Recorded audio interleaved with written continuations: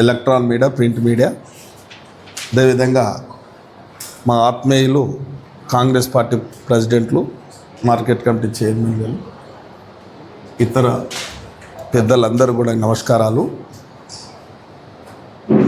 ముఖ్యంగా మొన్న రాష్ట్రంలో ప్రవేశపెట్టిన బడ్జెట్ ఇది అట్టడుగు వర్గాలకు, బడుగు బలైన వర్గాలకు, వ్యవసాయదారులకు ఆచరణలో సాధ్యమయ్యే బడ్జెట్ కాబట్టి ఇది అంకెల గారడి కాదు, ఇది ఆచరణలో సాధ్యమయ్యే బడ్జెట్ కాబట్టి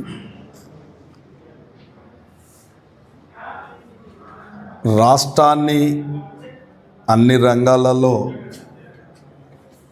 అబాస్ పాలు చేసి,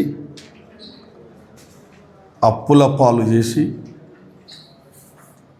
ఈ రాష్ట్రాన్ని కోలుకోకుండా ఓ ఊబిలో నెట్టిన పార్టీ అవాకులు చెవాకులు మాట్లాడుతూ ఉన్నారు. కాబట్టి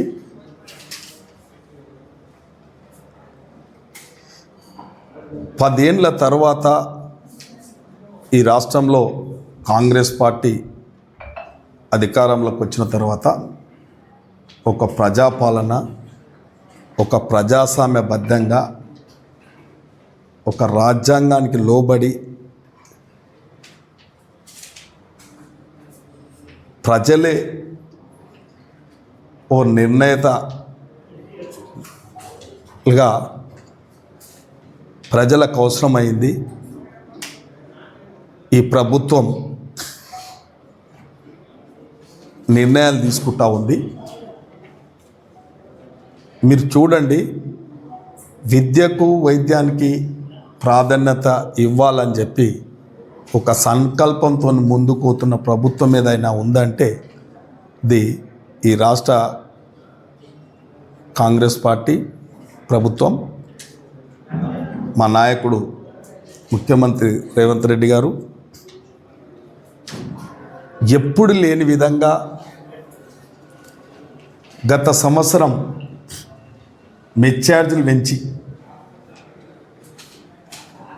గణనీయంగా విద్యార్థులకు వాళ్ళ ఆకలి తీర్చిన నేత. అదేవిధంగా ఏ మేనిఫెస్టోలో లేని సబ్జెక్టు మధ్యతరగతికి సంబంధించిన ఇంటర్మీడియట్ విద్యార్థులు వారు ఉదయం కాలేజీకి పోతే సాయంత్రం వరకు మధ్యలో ఏ అల్పాహారం లేక, మధ్యాహ్న భోజనం లేక విలవిలలాడుతూ కడుపు కాల్చుకుంటా ఉన్నారు.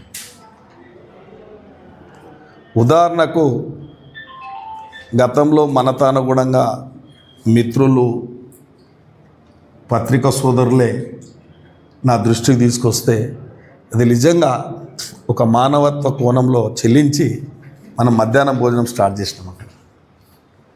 ఇలా రాష్ట్ర ప్రభుత్వం కూడా నేను ఎన్నోసార్లు ప్రభుత్వం దృష్టికి, ముఖ్యమంత్రి దృష్టికి, సంబంధిత పెద్దల దృష్టికి తీసుకపోతే మీరందరూ చూసిర్రు, మంత్రులు వచ్చి కూడా చూసిర్రు.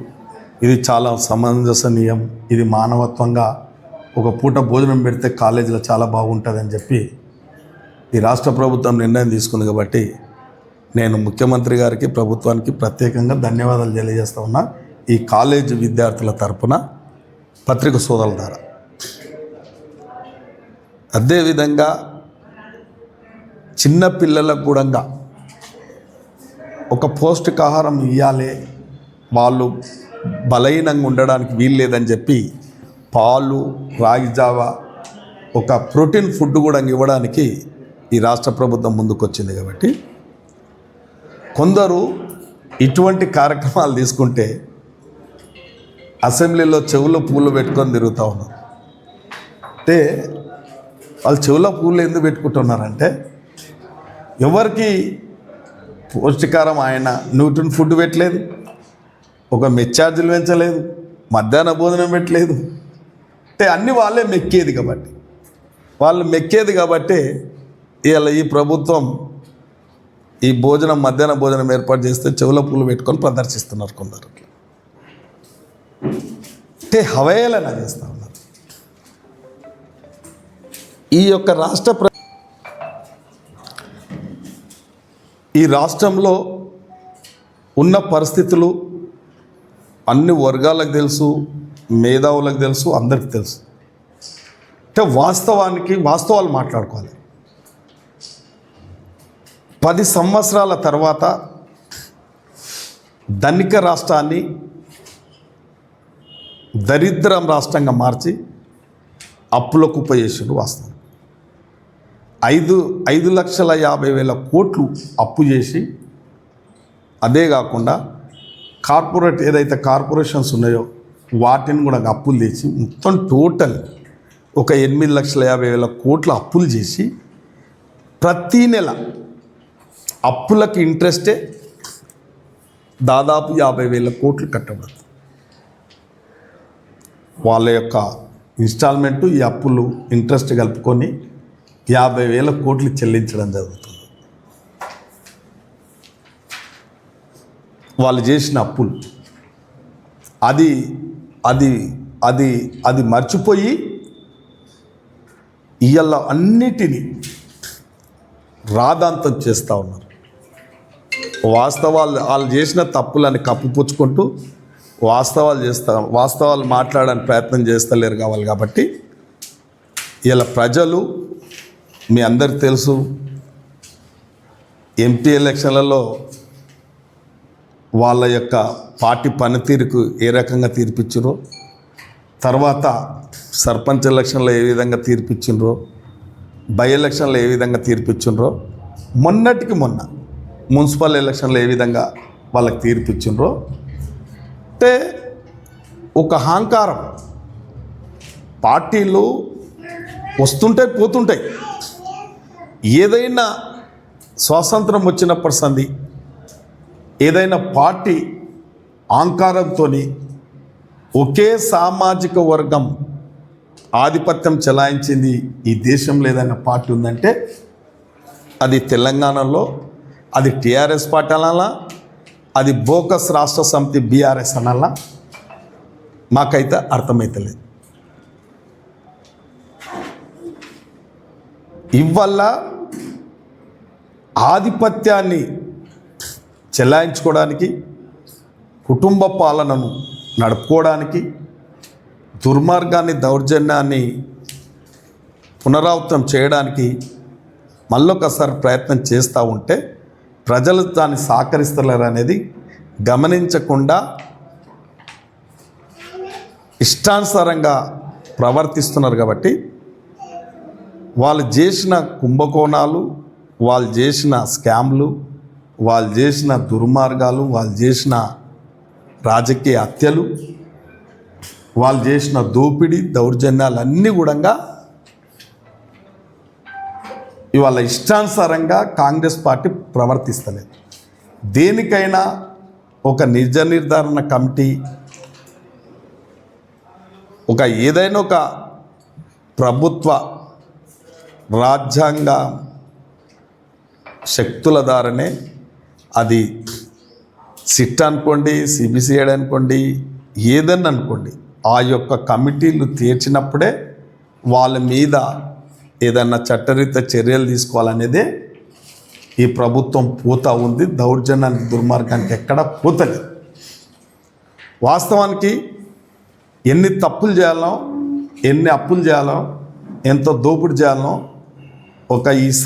ఈ తెలంగాణ సమాజానికి సంబంధించిన వనరులన్నీ కూడా వాళ్ళు పీల్చి పిప్పి చేసారు. ఉదాహరణకి భూమి కానీ, శాండ్ కానీ, మైన్ కానీ అన్నీ కూడా దోషి వాళ్ళ గుప్పిట్లో పెట్టుకున్నారు. దాన్ని సమయం సందర్భం బట్టి ఈ ప్రభుత్వం వాళ్ళు చేసిన తప్పులనే ముందు ఎండగట్టకుండా అది చట్టబద్ధంగా ఏ విధంగా తేల్చాలో ఆ విధంగా తేల్చాపుతా ఉంది. ఇంకొంచెం టైం పడుతుంది. ముఖ్యంగా పాలన గాలికి వదలకుండా ప్రజల సంక్షేమం ముఖ్యం, రైతులు ముఖ్యం. ఈ యొక్క ప్రభుత్వం ఉన్నదే తెలంగాణ ప్రజల కొరకు తెలంగాణ తెచ్చుకున్నదే ఈ యొక్క తెలంగాణలో ఉన్న కరువులు, కాటకాలు, ఇబ్బందులు, అన్ని డెవలప్మెంట్ కార్యక్రమాలు, నీటి ప్రాజెక్టులు సాధించుకోవడం, రోడ్లు సాధించుకోవడం, ఉద్యోగాలు సాధించుకోవడం, ఇవన్నీ సాధించుకోవడానికి తెలంగాణ తెచ్చుకున్నారు. వాళ్ళు గత పార్టీ ఏదైతే ఉండేనో వాళ్ళు ఒకటే, తెలంగాణ ప్రజలు ఎక్కడ పోతే మాకెందుకు, మాకు అధికారమే కావాలనే భావనతోని అడుగడుగున ఇబ్బందులు పెడతా ఉన్నారు. ఇవాళ అర్థం పర్థం లేని వాదనలు చేస్తూ ఉన్నారు ఇష్టానుసారంగా. అంటే నేను ఒక ఎమ్మెల్యేగా మాట్లాడుతూ ఉన్నా, 10 సంవత్సరాలు అయింది మీరు బంగారు తెలంగాణ చేస్తామన్నారు. బంగారు తెలంగాణలో ఇన్ని సమస్యలు ఉన్నాయి. మళ్ళీ వాళ్ళే అడుగుతున్నారు, ఈ సమస్య తీరలేదు, ఆ సమస్య తీరలేదు, ఆ సమస్య తీర్చలేదని అంటారు. 2 ఏళ్ళకే ఆ సమస్య తీర్చలేదు, ఈ సమస్య తీర్చలేదని వ్యంగ్యంగా మాట్లాడుతూ ఉంటారు. ఇలా మీరు చూడండి, విద్యనంతా విధ్వంసం చేసింది. విద్యనంతా ఇప్పుడు ఈ ప్రభుత్వం అంతా, ముఖ్యంగా ఇప్పుడు మనతాన్ని చూడండి, ఇప్పుడు ఎలా ఇంటిగ్రేటెడ్ వచ్చింది, పాలిటెక్నికల్ వచ్చింది, ఏటీసీ వచ్చింది, ఐటీసీ వచ్చింది. మీరు అర్థం చేసుకోండి విద్యకి ఎంత ప్రాధాన్యత ఇస్తుంది ప్రభుత్వం. ఈ 2 ఏళ్ళలోనే విద్యకి ఎంత ప్రాధాన్యత ఇస్తుందో మీరు చూడండి. వాళ్ళు చూడండి, వాళ్ళ ఎక్స్ఎమ్మెల్యేలంతా ఫామ్ హౌస్లలో డ్రగ్స్ కల్చరు ఎవరు తెచ్చారు? ఆ రోజు ప్రతిపక్షంలో ఉన్నప్పుడు, ఇలా ఇప్పుడు ముఖ్యమంత్రి ఎన్నోసార్లు మాట్లాడారు, ఫామ్ హౌస్లలో డ్రగ్ కల్చర్ మీరు పెంచారు. మేము ఈ ఇళ్ళల్లో మధ్యాహ్నం భోజనాలు పెట్టాలి, పిల్లలకు కనిపెడతాం, పౌష్టికారం అందించాలంటున్నాం, విద్యకు ప్రాధాన్యత ఇవ్వాలంటున్నాం. వాళ్ళు డ్రగ్స్ సప్లై చేశారు. మా సత్యం ఎన్నోసార్లు రాసిండు, కొత్తూరులో మీరు చూసారు. అంటే జనరల్ చాక్లెట్లల్లా కలుపుతున్నారు. అంటే ఈ కల్చర్ ఎందుకు డెవలప్ అయింది? తెలంగాణ వచ్చినాక మీరు ఇంత బ్యాడ్ కల్చర్ తెచ్చింది మీరు, రాజకీయాలకు విలువలు లేకుండా చేసింది మీరు. 34 సార్లు డ్రగ్స్ ఈ పాడి కౌశిక్ రెడ్డికి ఈ 3-4 ఏళ్ళలో 34 సార్లు సప్లై చేసి నేను ఒక్కటే చెప్తున్నా సోదరా, ఇది రాజకీయ ఆరోపణ కానే కాదు. మనకు కావాల్సింది మన తెలంగాణ ప్రజలు, మన తెలంగాణ చిన్న రాష్ట్రం ఇది అన్ని విధాల ఆదర్శంగా ఉండాలి, అన్ని రంగాలలో ఎదగాలి. వాస్తవానికి మన అదృష్టం, మన తెలంగాణ ప్రాంతం అంతా వాతావరణానికి మంచి నిలమైన సారవంతమైన భూములు, మనము అన్ని రంగాలలో అభివృద్ధి చెందిన హైదరాబాదు, వాస్తవానికి కూడా మంచి రాష్ట్రం మన రాష్ట్రం. దీన్ని బ్యాడ్ కల్చర్గా చేసిందే ఇలా మీరు చూస్తున్నారు. మీరు అన్నారు ఆ పేరు తీసుకోవద్దు, కానీ వాడిని ఎన్నోసార్లు నేను నివారించాను. మీరు చెప్పిన పేరు నేను అసెంబ్లీలో కూడా ఎన్నోసార్లు నివారించాను. అర్థమైందా మీకు? నేను అడ్డుకున్నట్టు ఎవరు అడ్డుకోలేదు. వాస్తవాన్ని ఏదో రోజు వస్తుందిరా మీకు అని చెప్పి అంటే స్పష్టంగా వాళ్ళ ఎమ్మెల్యేనే, వాళ్ళ మాజీ ఎమ్మెల్యేనే సప్లై చేస్తున్నారు రైతులు. ఆ మాఫియాకంతా కింగ్, దానికి నాయకుడు ఇంకో ఆయన. అంటే ఇప్పటి కూడా వ్యంగ్యంగా మాట్లాడుతుంటారు. అంటే రైల్వే దాంట్లో ఏమంటాం, రైల్వే స్టేషన్ల చెన్నై బట్టలు అమ్ముకుంటూ కంటే అధ్వానం ఉంది పరిస్థితి. ఆ రకంగా ప్రవర్తిస్తుంటారు. అంటే 10 ఏళ్ళు ప్రభుత్వాన్ని నడిపిన పార్టీ ఎంత ఉండాలంటే, ప్రభుత్వంలో ఉన్న నాయకుల కంటే ప్రతిపక్షంలో ఉన్న నాయకులు చిత్తశుద్ధితోని ఒక లిబరల్గా ఒక మోరల్ వాల్యూ నిలబెట్టవలసిన బాధ్యత ప్రతిపక్షాల ఉంది. ఏదైనా ప్రజల తరపున పోరాటం చేయాలంటే, వాస్తవంగా ప్రజల తరపున కొట్లాడేది ఉంటే, ప్రభుత్వం ఏదన్నా మొద్దు ప్రభుత్వం ఉంటే, ఒకవేళ తప్పుడు నిర్ణయం తీసుకుంటే ప్రజలకు మీరు తీసుకున్న నిర్ణయం పలానా నిర్ణయం ప్రజలకు చాలా నష్టం జరుగుతుంది అని ముందాగా ప్రవర్తిస్తే అది ప్రజలు స్వీకరిస్తారు. ప్రజలకు ఉపయోగపడే పని మీద ఒక్కటి కూడా మాట్లాడారు. వాళ్ళు చేసిన డొల్ల పని, వాళ్ళు చేసిన దోపిడీ, వాళ్ళు చేసిన నష్టం, ఈ రాష్ట్రంలో ఉన్న తీవ్రమైన అన్యాయాలు చేసి ఐటీని రాసుకోవడానికే ఏదో శాస్త్రం చూడు మొగను కొట్టుకొని మొగసాలకు పోయిందంట. ఆ రకంగానే మేము సిగ్గుపడుతున్నాం. కొత్త ఎమ్మెల్యేలు వాళ్ళ ప్రవర్తన చూస్తే సిగ్గుపడుతున్నాం. కానీ నా విజ్ఞప్తి ఏంటంటే ఈ రాష్ట్ర ముఖ్యమంత్రి, ఈ రాష్ట్ర ప్రభుత్వం ప్రజలకు ఎప్పుడు అందుబాటులో ఉంటూ ప్రజలు నచ్చే విధంగా, మెచ్చే విధంగా, ఎస్ కొన్ని సమస్యలు ఉన్నాయనేది వాస్తవం. ఇవాళ కూడా కొన్ని సమస్యలు ఉన్నాయి. కానీ అప్పుల కుప్ప ఒకటిది సరిదిద్దుదామంటే ఇంకొక దానికి ఇబ్బంది అవుతుంది, ఇంకొక దాన్ని చేద్దామంటే ఇంకొక దానికి ఇబ్బంది పడుతుంది. రాష్ట్ర రెవెన్యూకు మన అప్పులకు తీవ్ర వ్యత్యాసం ఉంది. మనకు వచ్చే రెవెన్యూ వాళ్ళు చేసిన అప్పులు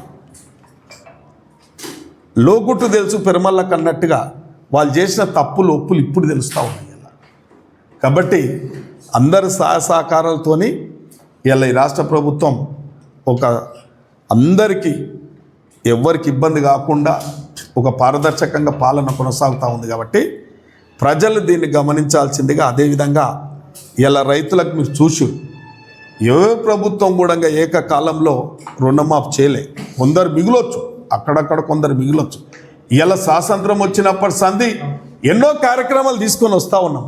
అది ఏ రోజుకు ఆ రోజు కొత్తగానే వస్తాయి. ఎప్పుడు ప్రజలకు ఈ రోజుకు తృప్తి పడినం అనేది ఉండదు. ఇవాళ ఈ కోరిక ఉంటుంది. మన ఉదాహరణకు మన దేశంలో నీళ్లు లేనప్పుడు ఈ దేశంలో చేదురుబావులు తోయినాం. ఆ చేదురుబావుల వల్ల అందరికి సరిపడలే. బోర్లు వేసినాం, హ్యాండ్ పంపులు వేసినాం. హ్యాండ్ పంపులు అయిపోయాక ట్యాంకులు కట్టినాం. అంటే మన అవసరాల బట్టి, ప్రజల అవసరాల బట్టి ఏదైనా నడుస్తూ ఉంటుంది. కానీ ఏ ప్రభుత్వమైనా అన్ని సంతృప్తిగా మనుషుల యొక్క అవసరాలు ఒకే రోజు తీరయి ఒకే ప్రభుత్వం తీర్చలేదు.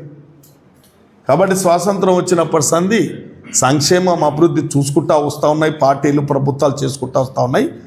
10 సంవత్సరాలు పరిపాలన అందజేస్తే ఈ రాష్ట్రాన్ని అప్పులకు ఉపయేసి మళ్ళా అచ్చొచ్చిన ఆంబోతులాగా కావు అని కాకులా కరుస్తూ ఉన్నారు. కాబట్టి ప్రజలందరూ దీన్ని గమనిస్తారు. కాబట్టి నేను మీ ద్వారా పత్రిక సోదరుదాల ప్రజలకు తెలియాలనే ఈ విషయం మీతో ఈరోజు మాట్లాడడం జరిగింది.